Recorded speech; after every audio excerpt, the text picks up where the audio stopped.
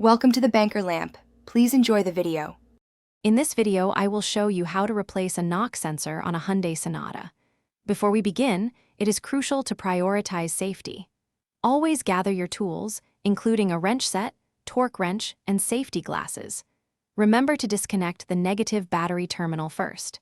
This simple step prevents accidental electrical shorts and ensures a safe working environment throughout the entire process. Now that safety is covered, let's access the sensor. Depending on your Sonata's engine, you might need to remove a few components.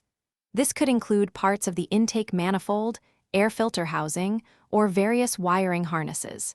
Take your time and label any hoses or connectors you detach.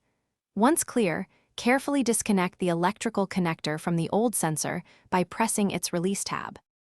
With access clear, it's time for removal and installation. Use a wrench or socket to carefully loosen and remove the old knock sensor. Before installing the new one, ensure the mounting surface on the engine block is perfectly clean. Hand thread the new sensor to avoid cross-threading.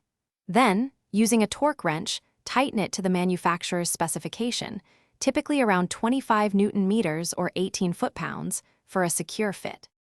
You're almost done. Now, securely reconnect the electrical connector to your new knock sensor. Carefully reassemble all the components you removed earlier, ensuring every hose and wire is properly connected and secured. Finally, reconnect the negative battery terminal. Start your Hyundai Sonata's engine and listen for any unusual noises or check for dashboard warning lights to confirm the new sensor is functioning correctly. Thanks for watching. If this was helpful, leave a like and consider subscribing. See you next time.